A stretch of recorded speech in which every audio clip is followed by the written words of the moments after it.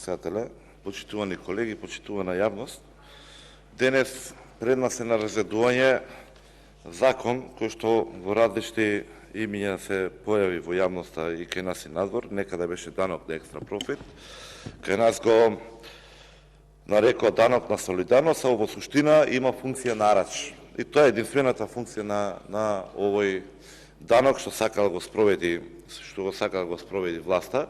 Араче бидејќи одлика на неодговорна власт, араче бидејќи имаме една криминална клика на власт која што сака да има неограничени ресурси за трошење, без оглед дали за тоа има основа. Араче бидејќи е неспособна државата да си ги наплати своите даноци, араче бидејќи имаме криминални тендери и араче бидејќи имаме институции кои што не функционираат. Затоа, со овој данок, со овој арач, ние ќе удриме повторно по најсилните, по ние што најдобро работат и кој што можеби го има и најголемиот товар за време на кризата. Не е овој данок конципиран да се оптоварат компаниите или фирмите кои што направија енормни профити, туку напротив, оние кои што и така во тешките услови успеа некако да преживеат кризата и оваа власт. Зошто го велиме ова? Бидејќи имаат намера дополнителни 100 милиони евра да соберат со овој данок, а 100 милиони евра се злоупотреби на неделно ниво во Македонија. Нема да ги редам повторно криминалите и скандалите од последнава недела, ќе видите, само пролистете најбрзо по порталот или во вашиот, генератор на вести, ќе видите дека има многу поголема сума пронаверена изминативе неколку дена. Но таква ни е власта и таа нема намера со тоа да прекине и затоа тие 160 фирми кои што се директно засегнати од овој арач, така и жестоко и гневно реагираат. Не е само комората на која што се повика и колегите со писмено, ќе го споменам јас, подоцна се разбира. Не се само финансиските друштва кои што се навистина неоправдано оптоварени, ќе кажем и за тоа некој збор малку подоцна, еве ќе се повикаме последното и на министерот за економија. После жорстки дискусии, кавги, нашиот министер за економија Бектеши дошол во дилема да не можеби доста за данокот за солидарност. Еве, сега ми крив ли должен, но заменик министерот ќе опрашаме доста ли. Па уште понатаму вели, треба дополнително да седнеме и да разгледаме дали законското решение треба вака да помине или треба да има модификации. Актуелниот министер за економија.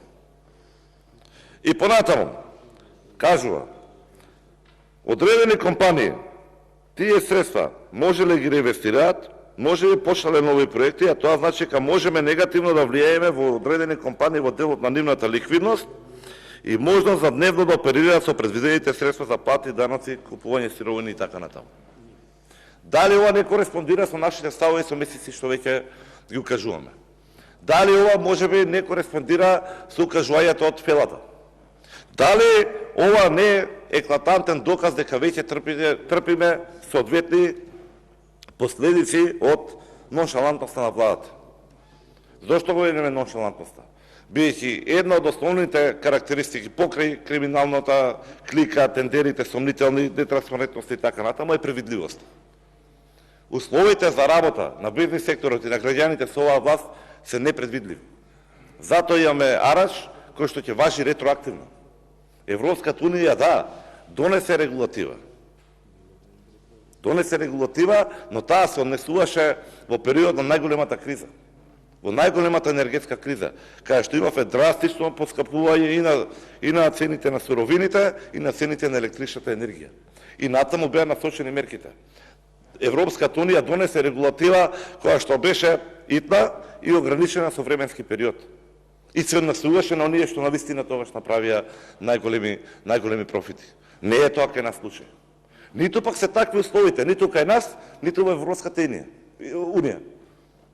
Цените се многу помали денес, условите се многу поразлични, но намерата на владата со арачот е иста како и тогаш. Да се одземе што е можно повеќе средства, да се насочат на непродуктивни расходи. И затоа сега имаме ситуација каде што компании од Македонија, кои што навистина биле посветени, давани се такви примери во јавноста, ги знаете, каде што неколку години наназад не давале дивиденди, собирале пари, направиле фонд за инвестиции, инвестирале и како резултат на тие инвестиции, зголемениот приход сега е предмет на даночење. И треба неколку милиони или два да исплатат плюс. Дали е тоа фер? Дали е тоа коректно? Дали тоа ќе вроди плод? И дали таквиот начин ќе ги присили компаниите да размислуваат или да го избегнат некаква форма на евазија, или пак во најлошиот случај, кај што веќе гледаме примери за жал, да го преселат својот бизнис во околните држави. И такви случаи имаме. Не станува збор да привлечеме инвестиции, ние со оваа власт имаме одлив на инвестиции. Но во тој случај, не само што нема да ги прибираме средствата од данокот на солидарност, туку ќе ги изгубиме и давачките по редовна основа. Дали дискутиравме за променените услови? Еве, имавме насок од министерот за економија. Дали чувме дискусија од нашите колеги од мнозинството да укажат или да продискутира, дали треба нешто да се модифицира или можеби повлече законот? Не, бидејќи добиле друга насока. Таква дисторзија во односите во владата, такво разногласие, таква непредвидливост, таква нестабилност резултира со економски хаос кој што сега не се случува. И во кој што оние кревски фирми мора да снаоѓаат секојдневно како да преживеат. Таква е таа држава без одговорност и капак на све покрај предвидливоста, односно непредвидливоста, доаѓа и неказливоста. Значи, гледаат начин како да извлечат што е можда повеќе пари, со тие пари да се спроведат криминални тендери, висината, износот, примерите, конкретните активности, злоупотреби и нетранспарентност се опишани, например, во еден извештај на Државниот завод за ревизија, точните суми ставени со неколку стотици милиони евра, кои што не би требало да бидат направени. Нема заклучица, нема одговорност и како го решаваат тоа? Со нов кривичен законник. Каде што тие дела ќе се застарат, ни лук јал, ни лук мирисал. Така држава не се прави, така држава се растура. Што се случува кај финансиските друштва?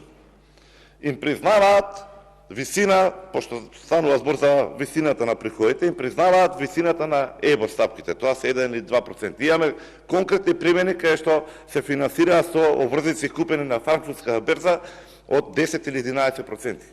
Тие средства измеѓу цел да начуваат. Затоа не е данок, затоа е араш. Затоа не се има предвид ни мислењето ни опозицијата, ни на бизнисот, ни на друштвата, него се гледа само како да се приберат повеќе средства. Така држава повторно не се води. И денеска го имаме представник од Министерството за финансии, немаме од Министерството за економија. Можеби ќе ни пренесе некои нови искуства, можеби ќе ни пренесе нови информации, или можеби во најмала рака ќе можат дилемите што им се појавија кај Министерот за економија да не ги подобјасат. Па можеби колегите од мнозинството конечно ќе отворат очи, ќе видат со што се случува.